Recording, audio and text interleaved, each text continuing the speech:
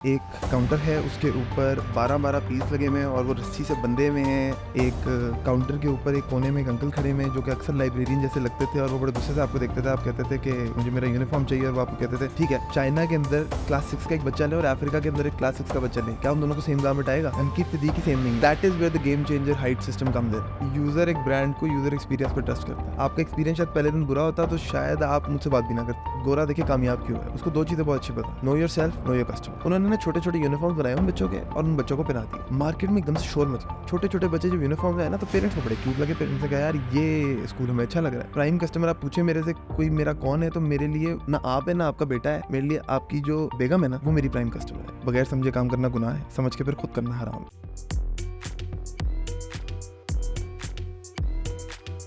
Assalamu alaikum viewers, my name is Umair Arshad. I am the Chief Operating Officer at Hive Metrics. Newcomers podcast is brought to you by FutureFest.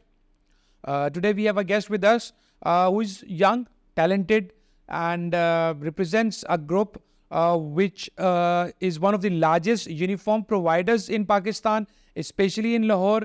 And they reflect the institutes and it's a very good model introduced by them and they have a very good understanding of what they are doing and working with the institutes and that's an helping institution to the parents. So it's Ahsan Anjum who is the director of marketing and business development Uniformers. Assalamu alaikum Ahsan, कैसे हैं आप? वालेकुम सलाम कराम। सबसे पहले तो आपको एक डिस्क्लेमर दे दूं, जितनी आपने तारीफें कर दी हैं उतना बड़ा मैं हूं नहीं। हमारे बेशक फाउंडर कहते हैं हम मजदूर आदमी हूं जी, तो हम उस मजदूर की बहुत है। यार बिल्कुल आपकी बात सही है। मैं भी अपने बारे में यही कहता हूँ कि मुझसे भी कोई पूछता है कि क्या चल रहा है, क्या हो रहा है, मैं भी यही कहता हूँ कि मजदूर आदमी मजदूरी पे निकला हूँ। ठीक है, कॉन्सेप्ट इज गुड कि यू डोंट बट देखें एक टाइम आता है कि जब आप कह रहे होते हैं कि आप कह रहे हैं कि यार मैं छोटा हूँ या मेरा इदारा छोटा है and that is your greatness. ठीक है, बट एक टाइम आपका अब ऐसा आया हुआ है और आ गया है अल्हम्दुलिल्लाह, और हर उस बिजनेस का आ जाता है जिसमें आप बोलें या ना बोलें बट वी नो इट कि वो yes sir. First of all thank you very much, आपने टाइम निकाला, आप आए। Will try to make you comfortable and will try to make this conversation very fruitful for the people, for the entrepreneurs, for the parents. इसमें से will try to take the juice out of it कि क्या है ये model, कैसा है, because still there are some questions. We started this podcast, it's new commerce, हम e commerce के ऊपर बात करना चाहते थे, पर in the mean time we wanted to hear the unheard stories of the industry as well. You being the marketing expert, you being the business development expert, definitely एक uniform का retail part है, एक e commerce part है, कहाँ से ये idea drive हुआ and what are the pros and cons. So we would like to hear it from you. We'll start from here. You being the director of marketing and business development, please tell us something about yourself, because first we'll try to understand who Ahsan Anjum is and then we'll come towards the uniformers part. Sir Ahsan एक मामूली लड़का है। उसने अपनी schooling LG से शुरू की, फिर एक हॉस्टल है चांदबाग वहाँ गया, वहाँ से एनजीएस एक स्कूल है लाहौर का वहाँ गया।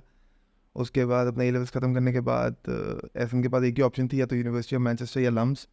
अल्हम्दुलिल्लाह got accepted by both of them. LUMS के अंदर OV के अंदर गया, लेकिन उस वक्त थोड़ी मेरी वालिद साहब की तबीयत इतनी स्टेबल नहीं थी, तो he requested me to come into business.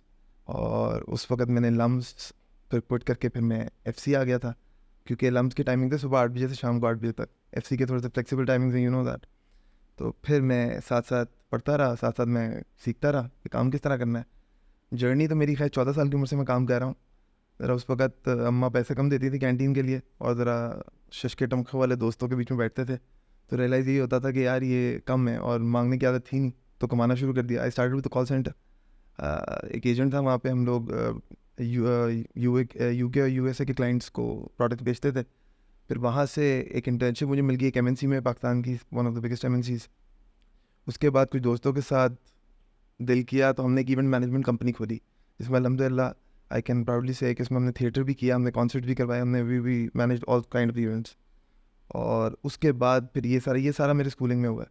उसके बाद जब यूनिवर्सिटी में आया देन आई ऑफिशियली जॉइन यूनिफॉर्मर्स, और तब से सीख भी रहा हूँ, कर भी रहा हूँ। मेरा जो टाइटल डायरेक्टर मार्केटिंग है वो मुझे मिला था 2018 में, और आई am not even graduate, I am drop out, क्योंकि लास्ट ईयर के अंदर मेरे वालिद की तबीयत थोड़ी सी और ज़रा बिगड़ गई थी पर्सनल रीजंस की वजह से।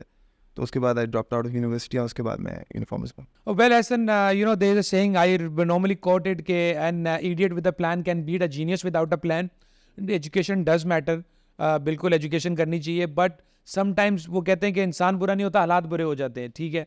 तो but the best outcome is this, okay, you due to your personal reasons, family reasons की वजह से आपको ड्रॉप आउट होना पड़ा, not by choice but due to some family reasons या whatever the reason was, but आपने you know the best thing is this that your parents are proud of you, even though आप graduation नहीं कर सके but आज आप अल्हम्दुलिल्लाह कामयाब हैं और आप मेहनत कर रहे हैं एंड यू एक्सेप्ट दिस कि यार whatever the reason was, मैं अपनी एजुकेशन कंटिन्यू कर लेता, हो सकता है अब आप कर भी लें। सर दो चीज़ें बड़ी सीधी, एक तो ये है कि वही वाली बात है, I didn't have a choice at that time. Number two, ये बात मोस्टली लोगों को पता नहीं होगा, I dropped out at a GPA of 3.85 और no regrets, yes true, no regret. I was in for a bigger meaning, for a bigger purpose, तो मुझे अब कोई रिग्रेट नहीं है उसका। यस बिल्कुल सही। देखें समटाइम्स जो है ना, जो नसीब में लिखा हुआ होता है वो you know sometimes you have to भी हमने बोलना पड़ता है कि एक वो है, बिल्कुल दे सक वो जो एक चीज़ है कि एक है हमने क्या सोचा हुआ है कि अल्लाह ने क्या सोचा हुआ है, होता वो ये जो अल्लाह ने सोचा हुआ है, रब ने सोचा हुआ होता है, और वो बेहतर सोचा, वो बेहतर सोचा होता है और वही हमारे लिए बेहतर है। This is what we have to believe rather than cursing somebody, cursing our own naseeb and तो सच है ये। Well, that's it. Alhamdulillah, you're working, you're doing good, you represent one of the renowned organizations. We'll say this, you know, me being the parent, आज भी मेरे दिमाग में और मैंने देखा हमारी कम्युनिटी में जब भी this is the biggest achievement of you and your you know founder that आज घर घर में अगर किसी को यूनिफॉर्म लेना है और उनके पास उनको यूनिफॉर्मर्स का पता है और अगर उनको पता है उनके घर से नज़दीक है, the very first name which comes in the people mind, in the parents mind is Uniformers. That is the biggest success and I think वो उसके नीचे सब कुछ डिसॉल्व और डाइजेस्ट हो जाता है। We'll start from here. Uniformers. Uniformers name में अब यूनिफॉर्म तो समझ आता है। Now what is ERS and how was this name? कहाँ से ये नेम बना था, कहाँ से ड्राइव हुआ था? सर बेसिकली हमारे जो फाउंडर बड़े मिनिमलिस्टिक आदमी हैं, वो कहते हैं यार प्रेजेंट वो करो जो तुम हो। तो यूनिफॉर्म्स जब काम करना था तो बड़े क्लियर था कि यूनिफॉर्म तो बीच में आना ही आना है। यूनिफॉर्मर्स का मतलब होता है someone who deals in uniforms, someone who is providing uniforms. तो वहाँ से यूनिफॉर्मर्स का नाम डिराइव हुआ था। और my founder is basically an artist person, तो मोस्टली उनका टाइम भी रिसर्च एंड डेवलपमेंट में जाता है। तो I am sure one night 12-1 बजे के करीब वो रात को कहते हैं कि हम बैठे हुए थे और हमने सब कुछ कंपनी, सब कुछ फॉर्मेशन, सब कुछ बना ली थी, नाम के ऊपर हम श्योर नहीं थे। तो कहते हैं एकदम से पॉपअप हुआ मेरे दिमाग में नाम, and that is where it all happened. अच्छा ऐसा मुझे बताइए, can you tell us about the Uniformers के बारे में? आप हमें बता सकते हैं कि आपका मिशन क्या है with regards to uniform industry? मैं थोड़ा सा आपको स्टोरी पे ले चलता हूँ कि यूनिफॉर्मर्स की बुनियाद किस तरह डली थी। This goes back in 1990s, लेट 90s, और उस वक्त हमारे जो फाउंडर थे he was managing director for one of the largest fashion brand in Pakistan at the moment. तो उस वक्त लेटेस्ट टेक्नोलॉजी, लैम्जून के यान और वो सारी की सारी इनकी वर्किंग्स होती थी। अनफॉर्चुनेटली उस वक्त एक रिटेलर नेटवर्क था, चेन ऑफ आउटलेट्स का कॉन्सेप्ट नहीं था। तो वहाँ पे कुछ क्रेडिट सिस्टम्स और वो लोकल मार्केट में समझ में नहीं आ रहे थे। That is where he tried to pivot himself to a different industry. उस वक्त बड़ी क्लैरिटी ये थी कि टेक्सटाइल तो एक्सपर्टीज़ हैं, और कहा जाता है कि टेक्सटाइल इंडस्ट्री के अंदर सबसे आसान गारमेंट कोई है तो यूनिफॉर्म है, which is not true at all, लेकिन कहा जाता है। तो उस वक्त उनको सबसे ज़्यादा चाम इसी में नज़र आया कि यार मैं ये कर लेता हूँ। खैर उन्होंने अपनी रिसर्च शुरू की और रिसर्च के अंदर वो सबसे पहले यहाँ पे लोकल शॉप्स पे गए। उस वक्त यूनिफॉर्म बिकता था एक डिफरेंट तरीके से। एक काउंटर है, उसके ऊपर 12-12 पीस लगे हुए हैं और वो रस्सी से बंधे हुए हैं। एक काउंटर के ऊपर एक कोने में एक अंकल खड़े हुए हैं जो कि अक्सर लाइब्रेरियन जैसे लगते थे और वो बड़े गुस्से से आपको देखते थे। आप कहते थे कि मुझे मेरा यूनिफॉर्म चाहिए और वो आपको कहते थे ठीक है 26, 22, 28 ये वाले साइज सारे के सारे रोल आउट होते थे। तो my founder was very disturbed at the moment कि यार ये किस तरह बिक रहा है यूनिफॉर्म, क्योंकि ना वहाँ पे साइज़ का कोई कॉन्सेप्ट था, ना वहाँ पे क्वालिटी का कोई कॉन्सेप्ट था। शर्ट्स बाहर निकालते थे तो वो जितनी देर में उसका बटन खोलते थे वो बटन हाथ में आ जाता था। तो quality was one issue, sizing was another issue, और सबसे इम्पॉर्टेंटली जो मेजर इशू था वो ये था कि हमारे फाउंडर कहते थे कि यार मैं तो कंज्यूमर ही नहीं रहा, क्योंकि जब मैं बच्चा था मेरी माँ खरीदती थी, जब मेरे बच्चे छोटे थे तो उनकी माँ खरीदती थी, तो मैं कंज्यूमर ही नहीं रहा।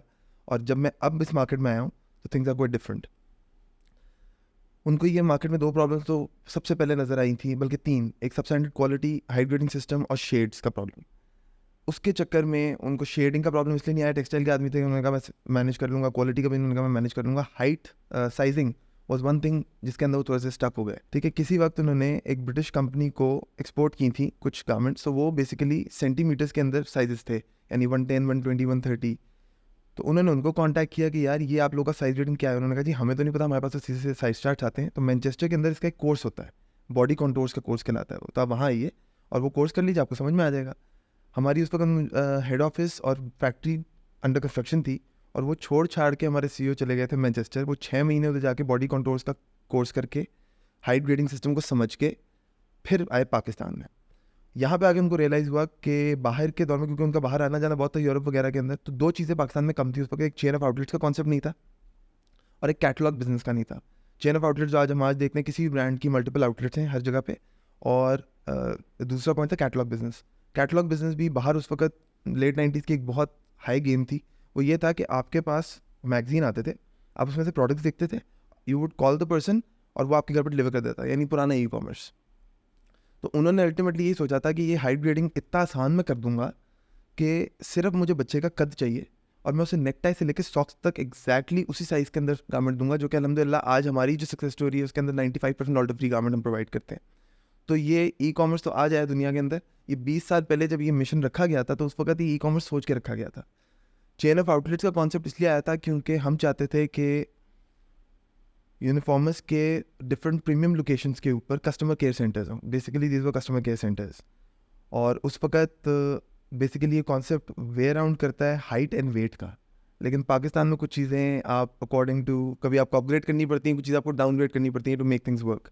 तो ये कह लें यहाँ पे डाउनग्रेड था कि जब हमने वेट लेना शुरू किया तो पेरेंटल बॉडी ने वेट बच्चों का नहीं करवाया, क्योंकि कुछ जिनके बच्चे हेल्दी थे वो कहते थे नज़र लग जाएगी, जिनके बच्चे थोड़े से कम थे वो कहते थे हम क्यों बताएं कि इसका वेट इतना कम है। तो हमें मल्टीपल टाइम्स इसको इनोवेट करके इसको चीज़ें चेंज करनी पड़ी, जिसके अंदर हम अब जो हाइट लेते हैं वो विथ शूज़ लेते हैं, हमें वेट स्केल की ज़रूरत नहीं पड़ती। और अल्हम्दुलिल्लाह आज भी हमारा वो 95% का सक्सेस रेशो अपनी जगह पे मेंटेन्ड है। 3 प्रॉब्लम्स को सॉल्व करना यूनिफॉर्म्स का बेसिक पर्पस था। नंबर 1 क्वालिटी का कंसर्न, जो मार्केट के अंदर बहुत बुरी क्वालिटी चल रही थी यूनिफॉर्म्स की। शेड्स, यूनिफॉर्म का मकसद है डिसिप्लिन, किसी भी स्कूल के लिए, किसी भी ऑर्गेनाइजेशन, किसी भी इंस्टीट्यूशन के लिए।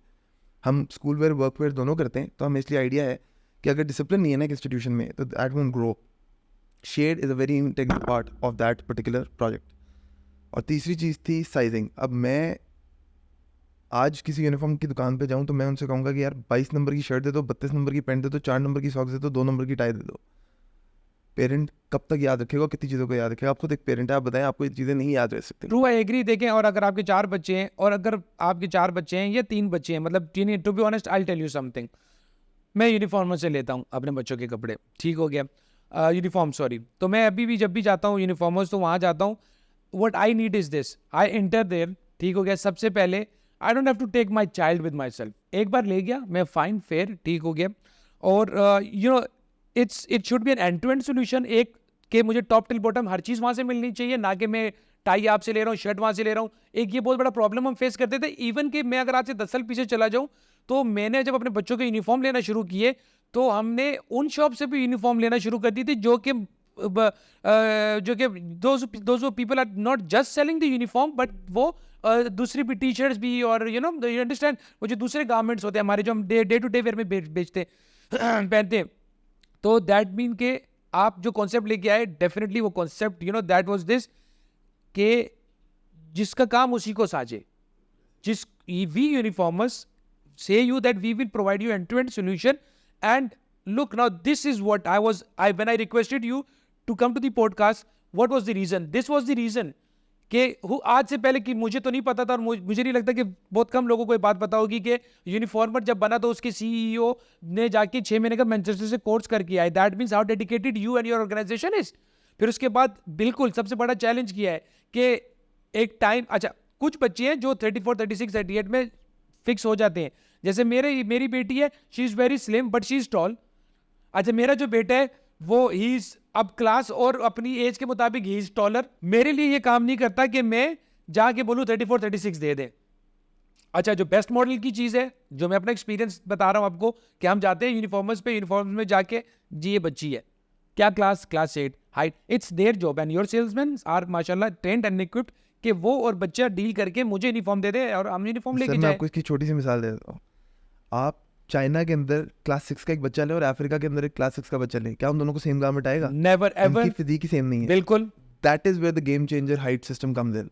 वो क्या करता है, वो आपसे सिर्फ हाइट ले रहा है, दैट डज नॉट रिक्वायर कि आपकी एज क्या है, आपकी क्लास क्या है, वो सिर्फ आपसे हाइट लेके एक अफ्रीकन बच्चे और एक चाइनीज़ बच्चे को सेम गारमेंट देगा एंड he'll मेक श्योर कि दैट फिट्स. अब आपको मैं क्या बताता हूँ, हमारी आप आउटलेट्स पे गए हैं, हमारी एक आउटलेट पे ट्राई रूम नहीं है. We don't want people to try. Why?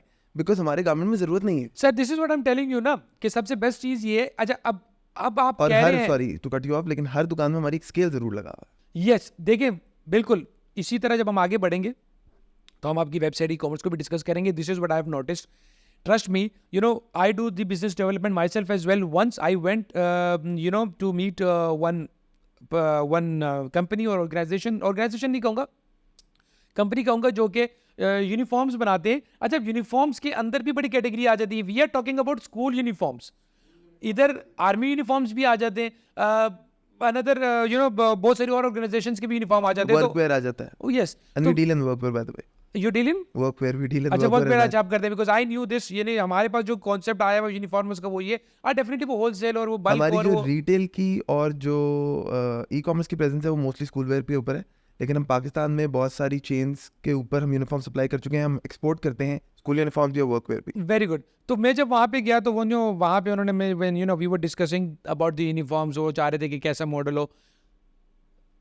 एक खुद बंदा जो आपका कंपटीशन है he opens your website and he says you look this is the model which we accept, this is the best because आपका अब you know जहाँ से मैं अब आगे बढ़ने वाला था कि आपके बिजनेस को अंडरस्टैंड करने के लिए और एक मोर क्लियर पिक्चर देने के लिए आई थिंक दैट एक पार्ट है आपका प्रोडक्शन जहाँ पे आप फैब्रिक परचेज करके बना सबसे रहे हैं. इम्पोर्टेंट पार्ट है. यस प्रोडक्शन ठीक है वो. सेकेंडली फिर आप उसको मार्केट जैसे बिजनेस डेवलपमेंट आप क्या मार्केट करते हैं कैसे करते हैं. नंबर 3 के when we talk about uniform schools के एंड जो आपका एंड यूज़र है उसका क्या एक्सपीरियंस है और उसको बेटरमेंट के लिए आप क्या करते हैं. तो will start from this because you know will keep clubbing it that doesn't make sense.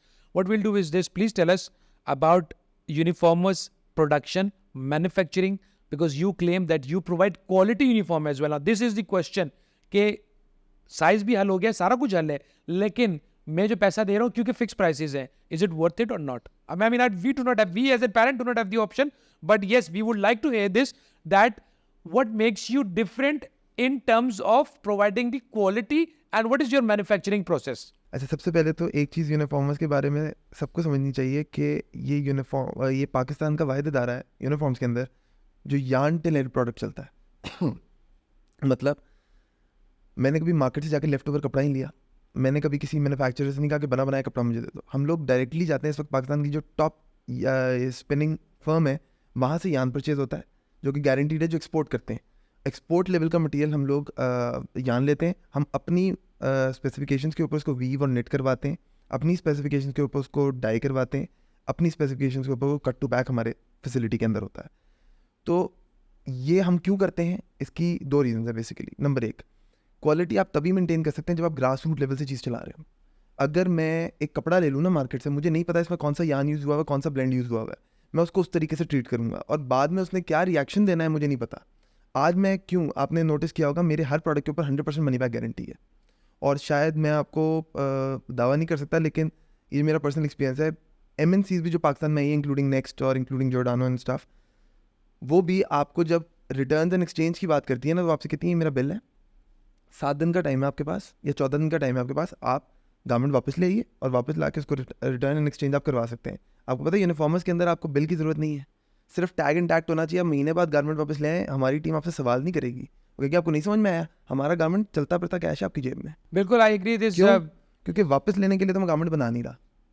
मुझे पता है कि उसकी क्या स्ट्रेंथ है, इसलिए मैं तो ओपन चैलेंज करता हूँ कि यार ठीक है अगर इसमें कोई मैन्युफैक्चरिंग फॉल्ट है सर आप मेरे पास वापस लेके आए, मैं बाकायदा अपने घुटनों में बैठ के आपसे वापस लेता हूँ वो cover. Yes, true. Because you know you did a research, you did the research, you made the concept, and you know then you implemented and executed the product. So that means that quality assurance भी होती है. Definitely that is part of once you know it exits the factory or you know the production unit. That means that quality assurance has been done. So 99.9% will say this that you are sure of it that यार जो हमसे लेके जा रहा है जब हमने इतनी रिसर्च करके उसको प्रोडक्ट बना के दे दिया तो that means के और वेरी गुड. यस आज दिन तक मैंने जितना भी यूनिफॉर्म लिया है यूनिफॉर्म से तो मैंने नहीं देखा कि हमारी कम्युनिटी में या हमारी फैमिली में हमने कुछ जाके वापस देने की जरूरत ही नहीं पड़ी.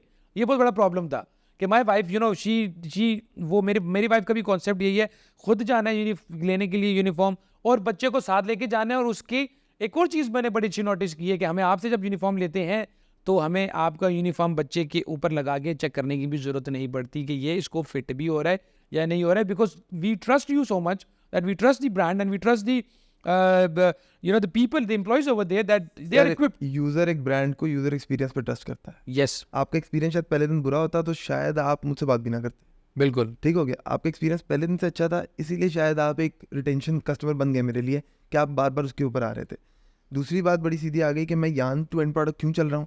सर, जो चीज़ मैंने 2002 में एक पाकिस्तान का one of the largest education group के एक प्रोजेक्ट से अप्रूव जो करवाया ना, मैं आपको ओपन कह रहा हूँ, यहाँ बैठा हूँ मैं, आप मेरी फैक्ट्री जाइए, 2002 का पीस भी पड़ा हुआ है, 2023 का पीस भी पड़ा हुआ है, आप दोनों को खोल के एनालिसिस करवा लें। अगर आपको 19-20 का ही फ़र्क मिला, मैं जिम्मेदार हूँ।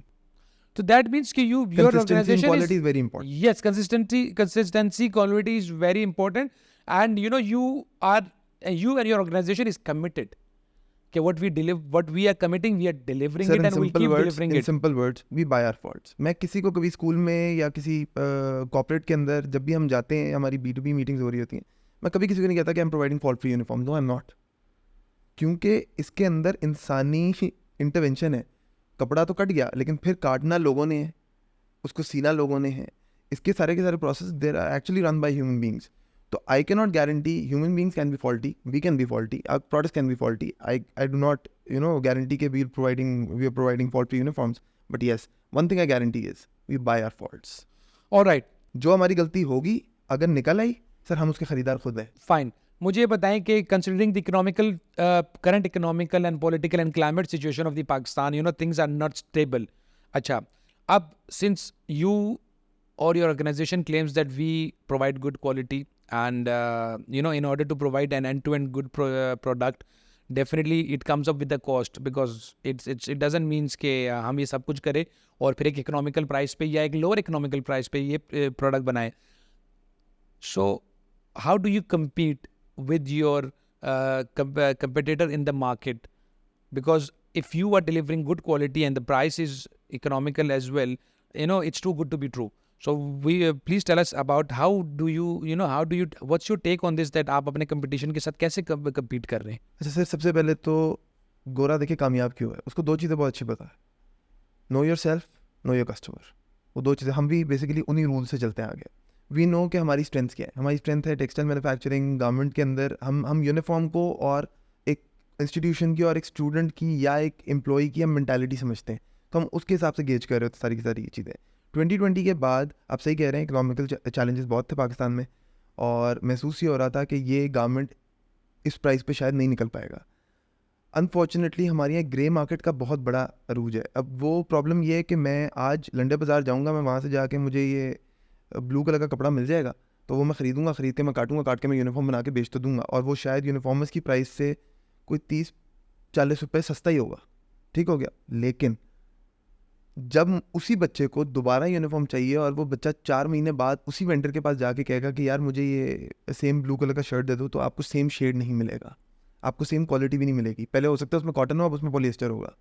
दे डोंट केयर, उनको सिर्फ मकसद ये है कि बाकी हमने यूनिफॉर्म को ना थर्ड क्लास गारमेंट समझ लिया हुआ है कि यार इसकी कोई वर्थ नहीं है। जबकि मैं समझता हूँ एक इंस्टीट्यूशन को रियलाइज़ करना पड़ेगा कि यूनिफॉर्म ही उनकी एक्चुअल ब्रांडिंग है, जो कि उनकी डिसिप्लिन को और उनके कोर वैल्यूज़ को स्ट्रेंथ देती है।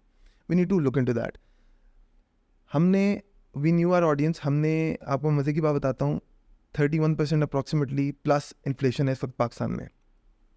यूनिफॉर्म्स अपनी एनुअल प्राइसेस नहीं बढ़ाई। Yeah, this is what my question was, that providing good product, providing good quality product, and it's very easy for you to raise the prices as well, because आप जिन institutions के साथ काम कर रहे हैं उन institutions में एक lower middle class के majority lower, that's not lower middle class, that is middle class or upper middle class. तो still if you increase the prices you can do it, but this is sir आपको realise करना पड़ेगा, you need to give back to society some way और the other, right. अभी तक हम quality दे रहे हैं, अब हमें महसूस हो रहा है कि लोग क्रंच में आए हुए हैं, तो ठीक है, थोड़ा सा बर्डन स्कूल जब ले रहे हैं, थोड़ा सा बर्डन जब पेरेंट ले रहे हैं, थोड़ा बर्डन हम भी लेंगे। We with you on this, हम स्टेक होल्डर्स हैं आपके साथ, तो हम इस तरीके से अप्रोच पे चलते हैं। फॉर एग्जांपल, ये जो आपको ग्रे मार्केट की बता रहा था, अब पाकिस्तान में कितना अजीब सा लॉ है कि आपको पता है यूनिफॉर्म इंडस्ट्री में हम पहले थे जो गवर्नमेंट की टैक्सेशन डिपार्टमेंट्स के अंदर रजिस्टर्ड थे यूनिफॉर्म के अंदर। मैं पूरे पाकिस्तान की आपको बात कर रहा हूँ, और आपको मज़े की बात बताऊँ, मैं 10 साल अकेला रहा हूँ, उस ब्रैकेट के अंदर। 10 साल के बाद जाके कुछ हद तक अभी ये लोग आना शुरू हुए थे, और अभी पिछले साल ये जो पीटीआई की गवर्नमेंट गुजरी है उसने एक हरकत की, उसने सेल्स टैक्स 17% पे ले गए और 12% स्टैटिक कर दिया for all retail. We got very excited because हम ये शुक्र कर रहे थे कम से कम यार सारे टैक्स ब्रैकेट में आओ, तो फिर क्वालिटी पे खेलते हैं। प्राइस वॉर्स में हम कभी पढ़े नहीं ना हम पढ़ सकते हैं। यस, बिकॉज इफ या ट्रू, बिकॉज इफ अगर हम टैक्स नहीं पे करेंगे तो इट्स वेरी इजी, 17% और 12% या 15% तो स्ट्रेट अवे मैं आपसे कम प्राइस में बेच सकता हूँ, because I am not paying taxes and you are paying taxes from the very Yeah. First day. But look where it got you, your strategy, your thought, वो आपको कहाँ लेके आ गई है। आज आप उनसे यूनिक है।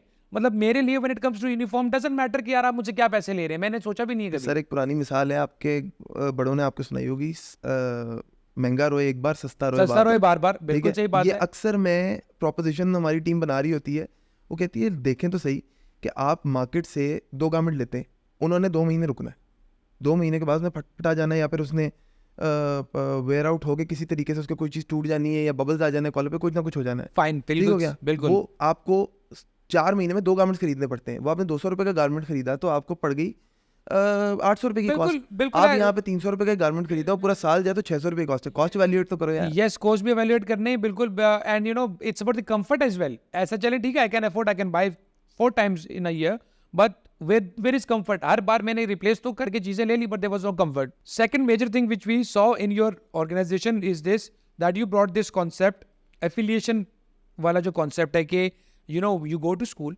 And school says you go to uniforms. ठीक है, तो where did this strategy developed and how did this strategy develop and where did it come from? Sir, again, the brainchild was the founders again. बड़ा सीधा बात थी कि अगर आप नोटिस करें तो यूनिफॉर्म्स का लेबल कहाँ लग रहा है, इधर पीछे। कोई देखेगा भी नहीं। आप पेरेंट है, शायद आपको पता है, जिनके लिए आप यूनिफॉर्म ले रहे हैं उन्होंने भी नहीं आज तक देखा होगा कि यार ये किस ब्रांड का है। और मुझे आपने बताया तो मुझे पता चला, अदरवाइज मैंने तो देखा भी नहीं आज दिन तक यूनिफॉर्मर्स का आप लगा के भी दे रहे हैं या नहीं दे रहे। True, ठीक है, सही तो बात हमारा है। लेवल पीछे है, स्कूल का लेवल यहाँ पे। पहले ज़माने में ये होता था कि मैं लिबर्टी में बैठा हूँ तो यहाँ पे 4 स्कूल्स हैं, तो मैंने चुप करके चारों को यूनिफॉर्म रखा और बाहर एक बड़ा सा पोस्टर लगा दिया कि यार मैं फलां का यूनिफॉर्म बेच रहा हूँ, यहाँ पर दस्तयाब है। यहाँ पे दस्तियाब है, आप आके ले लें। हमें ये रियलाइज़ हुआ कि यार ये आइडेंटिटी किसकी है, जिसके लिए हमारा टैगलाइन है रिफ्लेक्टिंग इंस्टीट्यूट। हमें रियलाइज़ हुआ कि यार ये तो इंस्टीट्यूशन की एक्चुअल ब्रांडिंग है, उसकी मार्केटिंग है, तो ये उनको ओन करना चाहिए। क्योंकि अगेन अगर एक स्कूल में डिसिप्लिन नहीं है, आप स्कूल में आप बच्चों को होम स्कूल क्यों नहीं करते? आप इसलिए नहीं करते ना कि यार पढ़ा तो मैं इसको बेहतर लूंगा, इसको अंग्रेजी शायद मैं बेहतर पढ़ा लूँ, मैथ्स शायद मैं बेहतर पढ़ा लूँ। तो बच्चे को तैयार करना है डिसिप्लिन के, सुबह उठना है, आपने नाश्ता करना है, आपने जाना है, आपने वापस आना है, नैप लेना है। Schooling is equal to discipline, right? Discipline का एक मेजर पार्ट क्या है? वो यूनिफॉर्म है, यूनिफॉर्म ठीक इटसेल्फ है है। कि how do you carry yourself. पूरे दिन के अंदर तुम सुबह गए हो, टाई लगी हुई है, अच्छा खासा बटन शटन सारे मामलात पूरे, शाम को आप वापस आते हो, टाई कहीं और है, शर्ट कहीं और है, तो वो स्कूल का काम है उसको देखना, और स्कूल देखता है, स्कूल फोकस्ड है। शुरू के अंदर हमें स्कूल से ये बातें भी सुनने को मिलती थी कि यार हमारा क्या वास्ता यूनिफॉर्म से, वीर एजुकेशनिस्ट से। सवाल ये है कि किसकी इंस्टीट्यूशन है? यहाँ पे मैं आज आर्मी है, वो अपने यूनिफॉर्म के लेके इतना प्रिकॉशस क्यों है? डॉक्टर्स अपने यूनिफॉर्म्स को लेकर इतना प्रिकॉशस क्यों है? क्योंकि उनको पता है उनकी कम्युनिटी रिप्रेजेंट हो रही है उससे, बिल्कुल। और अल्टीमेटली वो उनकी रिप्रेजेंटेशन है कि अगर यूनिफॉर्म अच्छा नहीं है तो एक पेरेंट ट्रस्ट ही नहीं करेगा स्कूल को कि जी मैं यहाँ पे अपने बच्चे को डालूँ। एग्जांपल देता हूँ, एक बहुत बड़ा ग्रुप है, नाम नहीं ले सकता अभी, लेकिन आपको पता उनकी शुरुआत कैसे हुई थी? उन्होंने किंडरगार्टन स्कूल से शुरू किया, और उस वक्त मार्केट के अंदर जो किंडरगार्टन स्कूल से वहाँ पे बच्चों के यूनिफॉर्म्स कोई नहीं थे। आप घर में उनको पहनाए या पहना के भेजते। उनके पास उनके वाले साहब भी टेक्सटाइल का काम करते थे, उनको थोड़ा सा लेफ्ट ओवर रह गया था, तो उन्होंने कहा यार हमारे पास छोटे छोटे बच्चे हैं, उनको बहुत कम स्ट्रेंथ थी, 40-50 बच्चे थे पूरे स्कूल में। उन्होंने ना छोटे छोटे यूनिफॉर्म्स बनाए उन बच्चों के, और उन बच्चों को पहना दिए। मार्केट में एकदम से शोर मच गया, छोटे छोटे बच्चे जो यूनिफॉर्म आए ना, तो पेरेंट्स को बड़े क्यूट लगे। पेरेंट्स ने कहा यार ये स्कूल हमें अच्छा लग रहा है, और वहाँ से उनके एडमिशन्स बढ़ने शुरू हुए, और वहाँ से ग्रोथ होते होते आज one of the leading brands in education sector in Pakistan at the moment. अब देखा जाए तो एक छोटी सी बात है, लेकिन कंसेप्चुअली सोचा जाए तो वो उन्होंने मार्केट में ऑफर क्या किया था? उन्होंने मार्केट में एक नया डिसिप्लिन ऑफर किया था, एक नई अप्रोच ऑफर की थी। The word new always works. Asan, what is Uniformers marketing strategy? How do you market yourself? How do you where do you see in yourself in the market, and how do you what is your way forward? What are the future upcoming the solutions which you will provide to the parents? Because I don't think this is the end of it. Sir देखा जाए तो honestly speaking uniforms की कोई marketing strategy नहीं है। एक चीज़ हमारे culture के अंदर बड़े स्ट्रांगली एम्बेडेड है कि हम लोग ज़रा कंज्यूमर ऑब्सेस्ड है। हम लोग प्रोडक्ट ही उस तरह डिज़ाइन करते हैं जिस तरह एक कंफर्ट लेवल, ड्यूरेबिलिटी और क्वालिटी के साथ एक कंज्यूमर उसको फील किस तरह करेगा। आई am not talking about you, I am talking about your kids, कि उनको किस तरह फील होगा। मेरे लिए प्राइम, आप मज़े की बात है, प्राइम कस्टमर आप पूछे मेरे से कोई मेरा कौन है, तो मेरे लिए ना आप है ना आपका बेटा है, मेरे लिए आपकी जो बेगम है ना, वो मेरी प्राइम कस्टमर है। बिकॉज शी नोज़ कि यूनिफॉर्म को पहनाना किस तरह है, वो धुलना कितनी बार है, क्या स्टोरी है क्या नहीं है। कंज्यूमर ऑब्सेस्ड होने से हमें फ़ायदा ये रहा है कि हमने प्रोडक्ट इतना स्ट्रॉन्ग डेवलप किया ओवर ईयर्स, और ऑब्वियसली उसमें इनोवेशन होती रहती है। हमारे 6 महीने बाद पैटर्न्स रिवाइज हो जाते हैं, हमारे स्पेक्स चेंज हो जाते हैं, क्योंकि सिर्फ हम बॉडी कंटूर्स के ऊपर चल रहे होते हैं। तो शुरू में तो ये था कि लोगों को जाकर इंट्रोडक्शन देना पड़ा कि यूनिफॉर्म्स क्या है, हमारी की स्ट्रेंथ्स क्या है, हम काम किस तरह करते हैं। अल्हम्दुलिल्लाह आज it's word of mouth basis कि हमें स्कूल्स, हमें कॉर्पोरेट्स, हमें रिटेल चेन्स, और अल्हम्दुलिल्लाह अब तो एक्सपोर्ट के सेक्टर्स में भी हमें लोग खुद टच कर रहे होते हैं कि जी आपके बारे में पता है, हमें आपके प्रोडक्ट्स ये हैं, तो we would like to have you on board. क्योंकि सीधी सीधी बात है, हम स्कूल को एक चीज़ ऑफर करते हैं, हम कहते हैं यार अगर हमारे होने के बावजूद आपने यूनिफॉर्म्स की टेंशन लेनी है तो फिर हमारे होने का फ़ायदा कोई नहीं है। तो स्कूल्स के लिए बेसिकली, या इंस्टीट्यूशंस के लिए बेसिकली अब एक अल्हम्दुलिल्लाह इस लेवल पे चीज़ें आ चुकी हुई हैं कि उनके लिए एक ब्रांडिंग स्ट्रैटेजी है कि अगर यूनिफॉर्मर्स ऑन बोर्ड है तो पीपल ऑलरेडी नो कि ठीक है यूनिफॉर्म कहाँ से मिलना है, यूनिफॉर्मर से मिलना है, तो उनके लिए एक इम्प्लीमेंटेशन स्ट्रैटेजी है ना बड़ी सीधी हो जाती है, और उसमें उनको ज़्यादा खपत नहीं करनी पड़ती। अच्छा, bye the way I like this concept of yours, very सही बात है। आप बनाने वाले हैं, पर आपसे भी ज्यादा और पहनने वाले से भी ज्यादा मेजर वूज, ये हम किससे इसका फीडबैक ले सकते हैं? हम we can take it from the mothers, जो कि डेली बच्चे को पहना भी रही है, बच्चे के कपड़े उतार भी रही है, धो भी रही है। वो जो फीलिंग और जो, and mothers when it comes to the children they are very sensitive कि दे अगर आप यूनिफॉर्मर्स की वजह से अब इतनी चीज़ें हमें एक अच्छी क्वालिटी प्रोडक्ट मिला हमें यूज़ करने के लिए। अदरवाइज कुछ चीज़ों को हमारे कल्चर में वैल्यू और रिस्पेक्ट नहीं दी जाती। Uniform is one of that कि यार बच्चा है, पहनेगा जाएगा, ओके फाइन। अगर यही चीज़ हो कि स्कूल में बच्चे अब घर के कपड़े पहन के जाएंगे, तो फिर आप देखते कितनी बड़ी जंग हो रही है।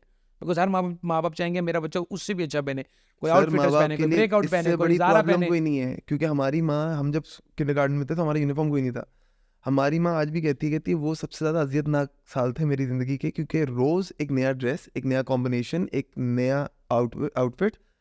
That was crazy for mothers, because obviously उन्हें सुबह उठ के लंच भी तैयार करना है और 100 किस्म के मामला आते हैं, शौहर को भी देखना है, तो वो बेचारी अब ये भी करें, तो वो हमें फील भी होता है कि यार that was something what was holding the mothers back actually. क्योंकि बच्चे को रैश भी होगी ना, तो बच्चे ने आपको नहीं आके बताना, बच्चे ने किसी को नहीं बताना दुनिया में, वो जाएगा अपनी माँ के पास कि जी मुझे ये प्रॉब्लम है। तो माँ को सबसे अच्छा पता है कि एक यूनिफॉर्म या एक मटेरियल उसके बच्चे को सूट कर भी रहा है कि नहीं कर। Production, concept, ideology, marketing, retail, we discussed. Now we come to the next part कि यूनिफॉर्मर्स ने अपना ई-कॉम सेक्शन कैसे बनाया, कब बनाया, एंड कोविड ने क्या रोल प्ले किया। बिकॉज आई थिंक कि Covid itself played a big role in the awareness of uniformers, because I think that was a turning point as well. Not the game changer, but turning point, because वहाँ से awareness बहुत ज़्यादा बढ़ गई itself. अच्छा, अब awareness दो किस्म की है। जो हमारी इंस्टीट्यूशन के अंदर अवेयरनेस थी ना, वो तो हमारी ऑफलाइन पहले से थी। I truly agree. Yes, बिल्कुल सही बात है। आप ये बात 100% सही कह रहे हैं, और ये मैं एग्री भी करता हूँ कि हमारी जो कंज्यूमर अवेयरनेस है वो हमारी कोविड के बाद बढ़ी। देखिए, स्कूल में आपकी अवेयरनेस थी, 50 स्कूल्स में थी, 20 में थी, 50, 100 में थी, बट और उस स्कूलों के अंदर 4, 5, 10 हज़ार बच जाता। लेकिन अब आपकी गेम्स जो है, आप यूनिफॉर्मर की जो गेम है, अब वो इससे बहुत बड़ी हो गई, और प्रोडक्ट अच्छा था, स्ट्रैटेजी अच्छी थी, इसीलिए वो बिजनेस सस्टेन और रिटेन भी हो गया कि कोविड की वजह से लाखों माँ बाप ने आपके थ्रू और इस और रिकग्निशन मिली आपकी सोच को। बिकॉज रिटेल में आपकी सोच को इतनी रिकग्निशन नहीं मिल रही होगी जितनी ई कॉम से। उस दिन पता चला कि यार ये कॉन्सेप्ट और मॉडल एग्जिस्ट करता था, वरना हमें ये मॉडल बनाना पड़ता। सर ई कॉमर्स के अंदर सबसे बड़ी गेम ये है कि इस प्लेटफॉर्म के अंदर कम्युनिकेशन बहुत आसान है। आप बहुत एलैबोरेटिव किस्म की कम्युनिकेशन कर सकते हैं with very strong foot in the market. तो मैं ये बिलीव करता हूँ कि ख़ास तौर पे मेरा ऑब्जर्वेशन भी यही है कि ई कॉमर्स, ख़ास तौर पे डिजिटल प्लेटफॉर्म्स की बात करता हूँ, तो उस वक्त कम्युनिकेशन हम we get to do heart to heart with our consumers now, जो पहले हमारे पास अपॉर्चुनिटी नहीं थी। पहले वो रिटेल पे आते थे, लेकिन ऑब्वियसली आपको खुद पता है कि हमारे यहाँ मार्केट में एक मिसकंसेप्शन है, मिसकंसेप्शन भी क्या कहूँ, एक आदत है हमारी, वो ये है कि अगर मेरे बच्चे ने मंडे को स्कूल जाना है ना, तो मुझे संडे की रात को मगरिब के बाद ख्याल आना है कि यार आओ उसको यूनिफॉर्म ले आओ। बिकॉज हमने उस बच्चे को स्कूल तो डाल दिया, लेकिन हमारी लीस्ट प्रायोरिटी ये होती है। और बिल्कुल सही बात है, मैंने भी अभी बच्ची की my daughter she studies in beacon house, और आई कुड हैव, मेरे घर के पास है back pack, I could have easily go on their और मैं बुक्स वगैरह ले लेता, लेकिन I waited till end of the moment. Even कि जब मुझे पता है ट्यूसडे को मंडे को स्कूल जाना है, मैं संडे वाले दिन जाके 8-9 बजे बुक्स ढूंढ रहा था, और तब माँ बाप ले जा चुके थे। बिल्कुल, आई ट्रूली एग्री। और मेजॉरिटी लोगों को उस टाइम पे शॉर्टेजेस फील होती हैं कि यार वो है नहीं, और वो ब्लेम कर रहे होते हैं उस प्रोवाइडर को, जबकि उसकी गलती नहीं है। थोड़ा सा परचेजिंग पैटर्न हमें सीधा करना अच्छा, पड़ेगा। मैं इसमें कोट करूंगा, then I ask you the next question, because आपने बहुत अच्छी बात की है। वो बात ये कि you will not say this and you will not, I think you want say yes और no, but I have done a research on it, क्योंकि since I do business development as well, and मैं समझता हूँ कि मेरा कोई conflict नहीं है, ना आपके साथ ना किसी और बिजनेस प्रोवाइडर्स के साथ जो मैं बात करने लगा हूँ। वो ये, school provides fake numbers and data to the uniform providers and book providers like you. This is the reason, no comment, you shouldn't comment on it, but this is the reason. ये जो माँ बाप parents को problem आ रही होती है कि हम जा रहे हैं सर, कल आएगा यूनिफॉर्म। अच्छा जी, अब in middle of the year it's fine, but session start हुआ है यार, आपके पास कमी कैसे हो सकती है? हमें अगर पता है कि बीकन हाउस के अंदर 50,000 बच्चा है, एलजीएस में 50,000 बच्चा है, हमें पता है कि अदर स्कूल्स आईएसएल में 50,000 बच्चा है, तो अगर 1.5 लाख बच्चे हैं और स्कूल के पास एडमिशन हो गया है, तो फिर क्यों ना आप प्रोवाइडर्स हमें प्रोवाइड करें? प्रॉब्लम ये है। I have an answer to that. Yes please. तो देखें, बड़ी सीधी सीधी बात है। आप कहते हैं एक स्कूल है, उसकी 5,000 बच्चे की स्ट्रेंथ है, और 5,000 बच्चे के हिसाब से आपने यूनिफॉर्म की सारी प्रोजेक्शंस करके अपनी डिटेल में रख ली। लेकिन मोस्टली आपने जाके बुक सेलर्स और यूनिफॉर्म शॉप्स देखी होंगी, वो एक ख़ास मखसूस स्क्वायर फीट के अंदर हैं। कोई भी वेंडर, मैं नहीं जानता इस वक्त मार्केट में क्या हो रहा है, लेकिन हम इस वक्त तकरीबन 25-26 ग्रुप्स के साथ काम कर रहे हैं। मुमकिन नहीं है मेरे लिए कि मैं एक दुकान एलोकेट कर दूं सिर्फ एक स्कूल को। तो अब लेट्स से कि एक दुकान के अंदर 10,000 गारमेंट्स की स्पेस है। 10,000 गारमेंट्स को मैंने 5 स्कूलों पे तोड़ा हुआ है, तो पर स्कूल 2,000 गारमेंट मैं वहाँ पर स्टॉक कर सकता हूँ। मेरे पास दिन में 2 बार सप्लाईज हो रही हैं, एक बार सुबह हो रही है, एक बार शाम को हो रही है, ताकि वो रीफिलिंग हो जाए। लेकिन मुझे एक बात बताइए, जब मेरे पास स्टॉक भरपूर पड़ा हुआ है, फ्रॉम 10:30 हमारी दुकान खुलती है, तो आप समझें कि मगरिब तक मेरे पास मैं स्टॉक फुल्ड। पेरेंट ने अगर निकलना ही 7 बजे के बाद है, कभी उन पेरेंट से पूछें जो दोपहर के टाइम पे निकलते हैं, उनको यूनिफॉर्म हमेशा मिलता है। लेकिन जिन लोगों ने शाम को निकलना है, उनका प्रॉब्लम ये है। देखें, supply chain is one of the curses of uniform industry, कि हम लोगों को हर चीज़ मेंटेन करनी पड़ती है accordingly. Asan, I agree with you. This is one part. This is when I come to blame. ये एक वो पार्ट है जिसमें सप्लाई चेन को हमें समझना पड़ता है कि यानी कि रीफिलिंग का एक प्रोसेस है कि अगर आपने 50,000 बच्चों का बना के रखा हुआ है कपड़ा यूनिफॉर्म, तो आप 2 दुकानों में या 5 दुकानों में उनको फिल नहीं कर सकते। वेयर हाउस से फिर उसको सप्लाई मिलती है, it takes time. But this is this debate is ये एक बड़ी डिबेट है। इसी डिबेट का सोल्यूशन जो है ना, that is the e-commerce solution. I truly agree, बिल्कुल आप सही कह रहे हैं। लेकिन ये बात आपको भी पता है, मुझे भी पता है, may be uniform is working with those organisation जो सिर्फ यूनिफॉर्मर्स के साथ काम कर रही है। देयर आर इंस्टीट्यूशंस जो कि 5 वेंडर्स को पकड़ लेती है और हर वेंडर को वो 400 का नंबर दे रही होती है, तो उनकी स्ट्रेंथ भी 400 होती है, तो वो इवेंचुअली बंद हो जाता है। इसीलिए वेंडर ट्रस्ट नहीं करता स्कूल की बात के ऊपर, वो अपना एक हिसाब लगा के बैठ रहा होता है। I have seen this, I've heard it from the horse's mouth, so I know what exactly it is. कुछ जगहों पे हो रहा है। Yes, तो इसीलिए आपके केस में नहीं, लेकिन कहीं पे हो रहा है। आपके केस में ये कि द बिगर विजन है। तो आपने बिल्कुल अच्छी बात की कि मैं अगर करेक्ट स्टैट्स और डाटा पे भी खेलूं, तो डेफिनेटली जैसे कि अल-फतेह में when you go 10 o'clock in the morning, you will get everything fresh, उसमें कंप्लेन नहीं होगी, आपके पास अल्टरनेट और फ्रेश हर चीज़ होगी। अब उस दिन रात को जब मैं वेजिटेबल्स लेने के लिए 10 बजे गया, 9:30 बजे जब बंद होने वाला था, तो उस टाइम मेरे पास ऑप्शंस नहीं थे, स्टॉक आउट हो गए, स्टॉक आउट होगा। आई कैन नॉट ब्लेम यार, क्या कर रहे हो। Definitely I know. अब उन्होंने दोपहर के बाद रिफिल दोबारा नहीं करने, क्योंकि जो पड़ा है वही बिकेगा, बाकी उन्होंने नेक्स्ट डे लेके आना है। 100%। तो we understand the supply chain. Asan, we'll come to the best question, or I'll say that part where we believe that was a game changer and turning point for uniformers के Covid आ गया day first. Now the biggest challenge you face के model खड़ा हुआ है retail shops के ऊपर। Retail shops बंद, माँ बाप को यूनिफॉर्म चाहिए, and there were so many precautionary measures which you have to take as well. और आपके केस में ये टर्निंग पॉइंट इसलिए भी कहूँगा कि आई रिमेंबर कि कोविड में मुझे नहीं समझ आ रही थी कि यार मैं अपने बच्चों का यूनिफॉर्म कहाँ से लूँ, कैसे लूँ, मेजरमेंट्स का क्या करेंगे. Please share that experience with us and share your e-commerce experience as well. Sir सबसे पहले तो आ जाते हैं 2020. इट स्टार्टेड मार्च के अंदर तकरीबन ये कोविड सारा आया था. मेरा पूरा पूरा मॉडल ऑफलाइन था. बिल्कुल आप सही कह रहे हैं. मैं उस वक्त रिटेल ऑफलाइन कर रहा था, वर्कवेयर और स्कूलवेयर एक्सपोर्ट कर रहा था. तो सबसे पहला तो सवालिया निशान ये था, क्या ये मॉडल भी आगे फीजिबल है कि नहीं है, क्योंकि अगेन स्कूल्स ही बंद हो गए थे और सबसे पहली चीज़ जो बंद होती थी वो स्कूल्स थे और सबसे आखिरी में जो खुलते थे वो स्कूल्स थे. हम ये सोच रहे थे कि यार ये क्या मॉडल भी वर्केबल है कि नहीं है. लेकिन कुछ देर बाद हमने रियलाइज़ किया कि यार स्कूल्स की नीड ख़त्म नहीं हो सकती. अल्हम्दुलिल्लाह वन ऑफ दोस्त कंपनीज, अल्लाह से बड़ा डर के कहता हूँ कि कोविड के पूरे पीरियड के अंदर not a single person was laid off, not a single पे कट वॉज गिवन. अल्हम्दुलिल्लाह हमने सोचा कि जब इतना से कमाया है तो फिर थोड़ा सा खर्च भी हो जाएगा तो कोई इतना बड़ा मसला नहीं. अल्हम्दुलिल्लाह we kept things going on. लोग घर पे बैठे हुए थे, उनकी सैलरीज उनको डिपॉजिट होती नहीं. आप समझ लें शायद वो कोई अल्लाह को अदा पसंद आ जाती है आपकी. उस अदा के चक्कर में एक दिन बैठे बैठे ख्याल ये आया कि यार ठीक है, मामला शायद साल 1.5 साल के लिए अभी स्लो पेस पे चले गए हैं, लेकिन फिर भी बात है कि ये जो टाइम था सोचने का, ये फिरागत का टाइम, इसको किस तरह यूटिलाइज़ किया जाए, ऑप्टिमाइज़ किस तरह किया जाए. ऑप्टिमाइजेशन के अंदर पहला ख्याल ये आया कि यार हम लैग कहाँ पे कर रहे हैं. पता ये चला कि ई कॉमर्स इस, हालांकि ऐसी बात नहीं है कि हमें पता नहीं था, 2016 से हमारे प्लान्स के अंदर कहीं ना कहीं ई कॉमर्स शामिल है, बट अनफॉर्चुनेटली हमें टाइम ही नहीं मिल के दे रहा था कि हम चीज़ों की तरफ बैठें. वो कहते हैं अल्लाह मैंने दुनिया रोकी थी तो शायद सोचने के लिए रोकी थी. जब सोचा तो समझ में आई कि हाँ यार इसकी भी एसेंस है और इस वक्त फारिग टाइम में लेट्स डू इट. जिस तरह मैंने आपको शुरू में जिक्र किया कि ये ब्रांड जब बना है तो ये बना ही इस मकसद से था कि कैटलॉग बिजनेस, जिस तरह मैंने आपको बार बताया था कि लोग हाइट ग्रेडिंग सिस्टम ले आए, हम क्वालिटी ले आए, हमने कहा ट्राई रूम्स की ज़रूरत नहीं है, तो हर चीज़ घर बैठे हो सकती थी. I'll quote something here. ये बिजनेस बना इसलिए था आपका यूनिफॉर्मर्स, और आज उसने ये पर्पस सर्व कर दिया to eliminate the fear physical from presence of uniform buying. Yes, and to eliminate the fear of parents as well.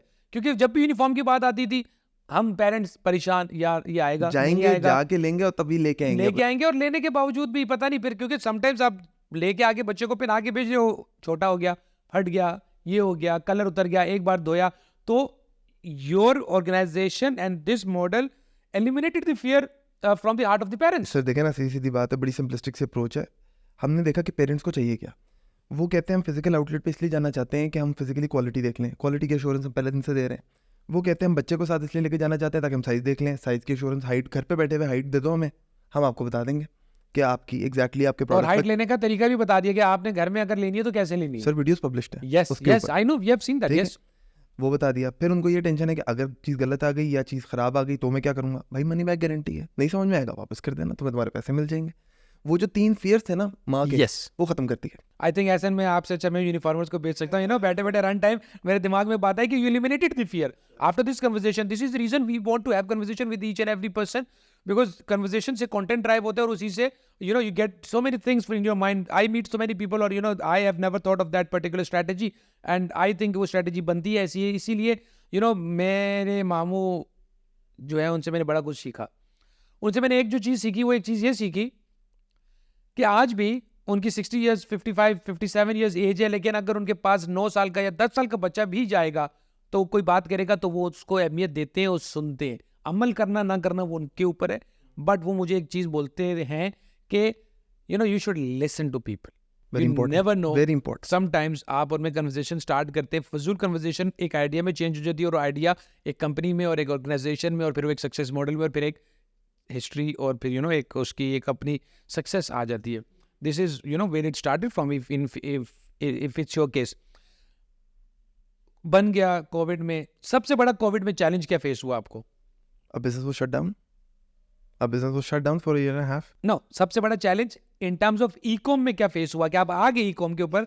अब it's not a normal size जहाँ पे आपने स्मॉल मीडियम लार्ज लिख दिया. चलें, आपने हाइट के ऊपर, आपने बॉडी मेजरमेंट्स के ऊपर आपके फाउंडर ने या आपके सीईओ ने कोर्स किया हुआ था मैनचेस्टर से, हमने तो नहीं किया हुआ था. ठीक हो गया. आप अगर हमें बताएंगे भी समझाएंगे भी तो हम आपकी क्यों माने. देयर हर चैलेंज में एक चैलेंज है. तो how did you cater with this? अच्छा सर, अब यहाँ तक तो हम इस्टेब्लिश कर चुके हैं कि उस वक्त ये आइडिया डेवलप हो चुका हुआ था कि यार ई कॉमर्स में आना है. ठीक हो गया. अब कैसे आना है. उस वक्त हम लोग ज़रा कोई ज़्यादा टेक एडवांस लोग नहीं हैं, तो उस वक्त टेक सीखना पड़ा कि यार टॉप प्लेटफॉर्म कौन सा है. पता चला जी शॉपिफाई अच्छा है. इसकी मार्केटिंग टूल्स क्या, पता चला जी फेसबुक, इंस्टाग्राम, ये लोग यहाँ पे आप मार्केट करें, इसको प्रॉपर तरीके से चलेगा. अब प्रॉब्लम क्या है, शॉपिफाई की डेवलपमेंट के लिए या तो आप किसी एजेंसी के पास जाएं। अब मेरा प्रोडक्ट ऐसा है सर, मेरे पास मार्जिन्स नहीं है, मैं वॉल्यूम का प्लेयर हूँ, ठीक हो गया। मुझे जो थोड़े मार्जिन्स हैं ना मेरे, वो बल्कअप करके एक सब्सटैंशियल अमाउंट बनती है। तो वी वर वेरी क्लियर कि किसी एजेंसी, और मैंने आपको बताया 1.5 साल के लिए हमारा ब्रांड बंद था, तो वी वर वेरी क्लियर कि यार we are not going to dump money, as simple as put, we are not going to go to any agency. क्योंकि उस वक्त आपको याद होगा कोविड के अंदर एकदम से रुझान बढ़ गया था, हर बंदा का जो स्टार्टअप था या कोई स्टैब्लिश बिजनेस था वो किसी ना किसी एजेंसी के पास जाके अपनी चीज़ डेवलप करवा रहा था। हमारा मॉडल ही टोटल, मैंने आपको कहा ना कंज्यूमर ऑब्सेस थे, हम बड़े क्लियर थे 2 चीज़ों पे। एक, जब 7 बजे से लेके 10 बजे तक हमारे पास हमारा मेजर क्लाइंटल आता है ना पूरा दिन का, तो हम एक चीज़ पे बड़े परेशान होते हैं कि यार स्टॉक शॉर्टेज हो जाती है। हमारे दिमाग में वही कॉन्सेप्ट था कि यार जिस वक्त पेरेंट ने आना है ना शॉपिंग के ऊपर, वो भी खातून शाम को 7 बजे मगरिब के बाद फारिग होकर अपना फ़ोन खोलेंगी और कहेंगी यार आओ यूनिफॉर्म ऑर्डर कर लेती हूँ। तो मुझे सिर्फ जो खौफ था वो ये था कि यार 25 ग्रुप्स हैं, लाखों पेरेंट्स हैं, ये लोग इनमें से कोई 25, 30, 40 हज़ार भी बंदा इकट्ठा वेबसाइट पे आ गया तो वेबसाइट तो मेरी बंद हो जाएगी, वेरी गुड। मैं किधर जाऊँगा। पहला पॉइंट ये था। फिर लोगों से डिस्कस किया, बात की, तो समझ में ये आया कि ज़्यादा देर ना लोगों को वेबसाइट पे रोकना नहीं।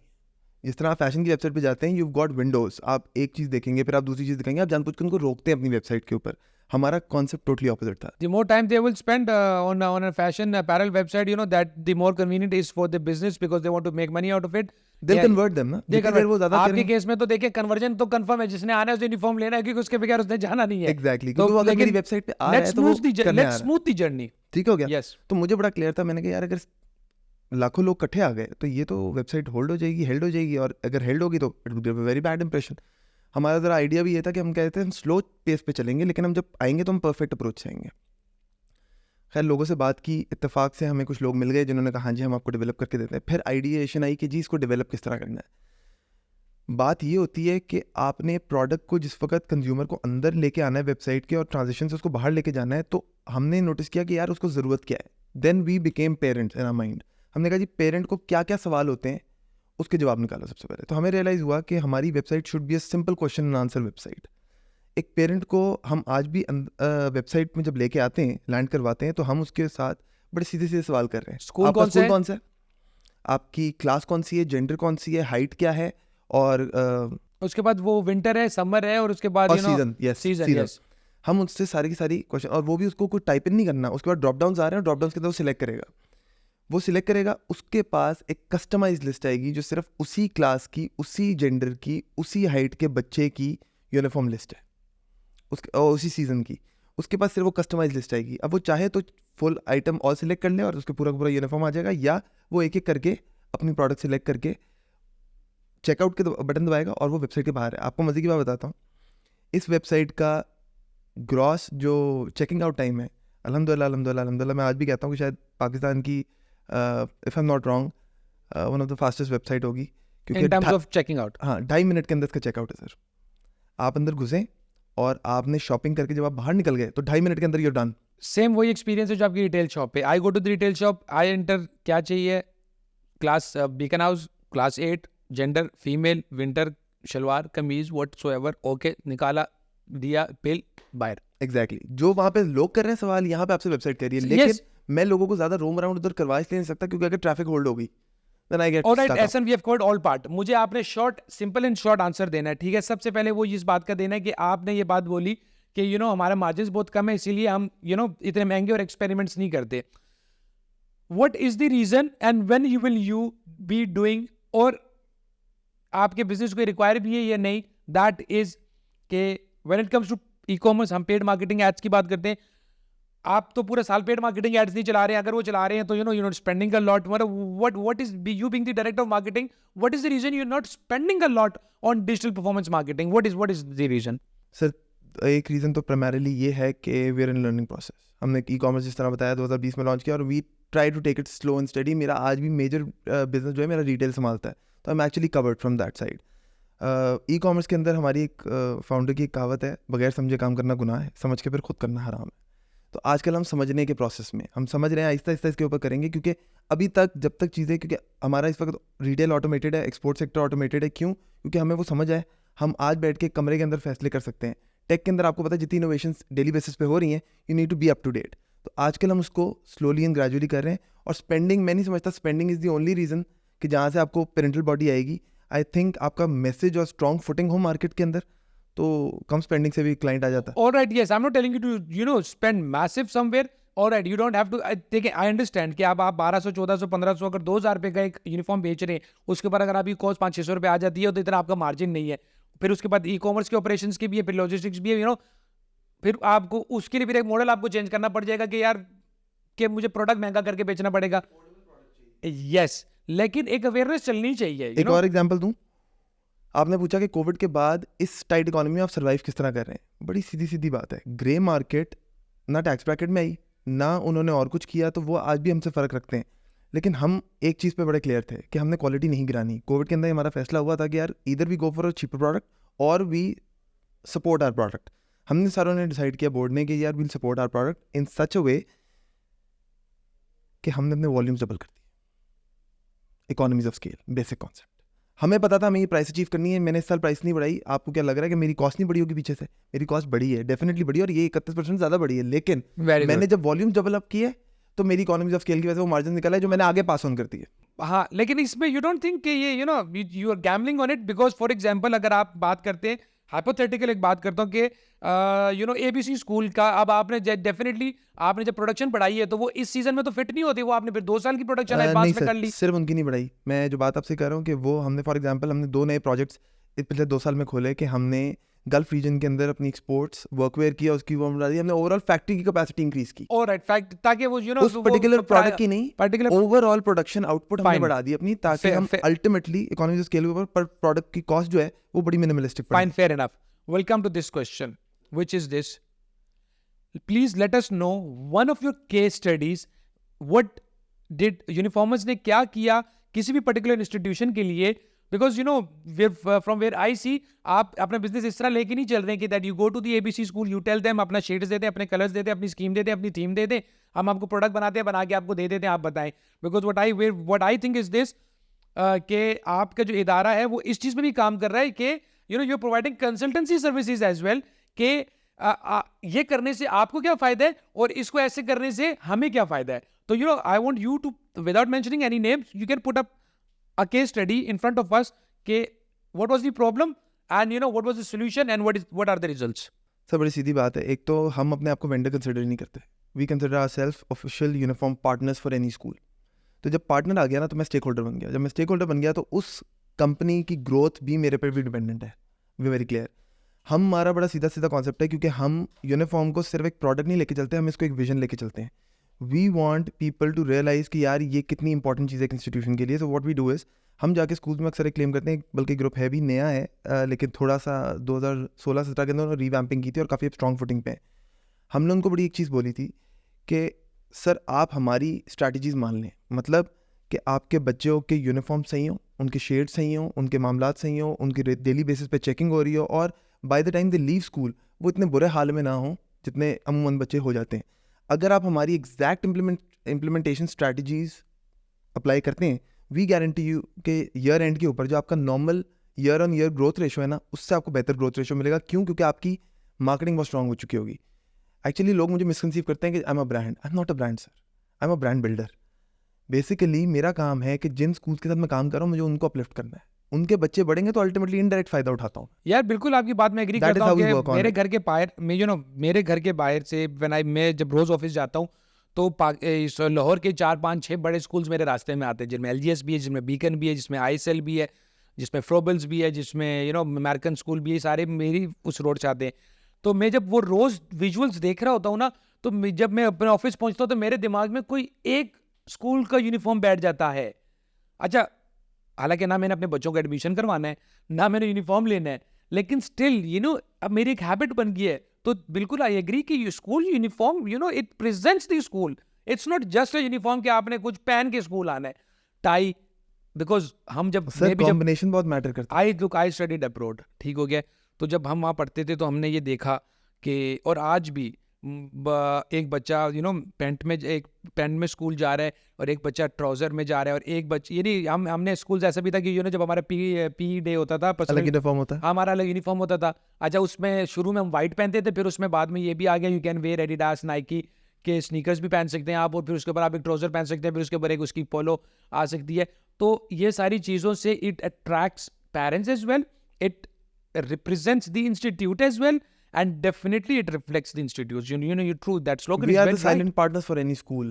हम अंडर द शीट्स उनके लिए काम कर रहे हैं ताकि रिजल्ट अल्टीमेटली वो देखेंगे, और इनडायरेक्ट रिजल्ट हमारे पास भी आएगा। तो तकरीबन ऐसे 2 से 3 स्कूल्स हैं, बड़े इंस्टीट्यूशन है जिसके साथ हमने ये रिजल्ट अचीव किया If we'll sum it up, that means the strategies proposed by uniformers, accepted by the institution, at the end, you know, it gave the results, अल्हम्दुलिल्लाह। and which gained the respect and trust of uniformers as well. Wish you best of the luck. It's very good, the strategy you're bringing up.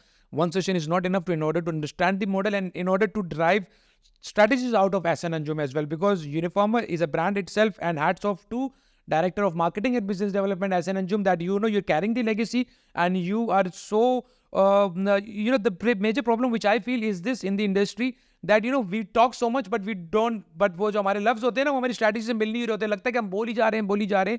मैं जब interviews conduct करता हूँ employees के, तो you know मुझे 2 minute में पता चल जाता है कि ये रात को गूगल से टेक्स्ट पढ़ के आया है या आई है, और फिर एक जगह मुझे पता होता है कि यार ये जो बात कर रहा है इसके अंदर इसका एक्सपीरियंस शामिल है। Last question of today is this, before we thank you for coming today, is what is SN Anjum message to the youth of Pakistan? Sir बड़ा सीधा मैसेज है। एक तो don't get carried away by distractions, focus is very important. आज मैं uniform का काम कर रहा हूँ, कोविड के अंदर मुझे 36 लोगों ने कहा था यार फैशन में आ जाओ, इसमें आ जाओ, उसमें आ जाओ, फलां में आ जाओ, ढमका में आ जाओ। हैड आई डन दैट, मेरे ख्याल था जब आज बैठ के आपके साथ मैं इंटरव्यू ना दे रहा होता। We are very committed, very focused towards what we do, and we stay that. Number 2, have control on your emotions. The youth specially, हम लोग, मुझे बड़ा अफसोस भी होता है, कुछ नई जनरेशन जिस वक्त बिजनेस में आ रही होती है उनके ऊपर एक अनड्यू प्रेशर होता है, और एक undue substantial element of what do you call it, expectations होता है कि यार तुम नहीं करना है। और जब वो बेचारा परफॉर्म नहीं कर पाता तो क्योंकि उसकी मेंटरशिप नहीं हुई होती, उसको ऑर्डर्स दिए हुए होते हैं, तो आप कहते हैं उसको काम नहीं आता। मसला उसके काम आने ना आने का नहीं है, मसला ये कि आपने उसको प्रॉपर्ली मेंटोर नहीं किया। तो मेरे नज़दीक तो 2 चीज़ें, एक तो स्टे फोकस्ड और work on your EQ. That's very important. Well, thank you very much. That was SN Anjum, Director of Marketing and Business Development at Uniformers. Uniformers reflecting the institutes. He was speaking with us. He discussed the business ideology, the business strategy. Because we all knew Uniformers provide uniform, but you know there were so many other things which was left and which was untold. So that was the untold story of your Uniformers and SN Anjum, and you know he was a brilliant student and he is a brilliant person, and he know what he's talking about. Good brains as well. Please keep watching the podcast. Don't forget to subscribe the channel and stay blessed. Thank you.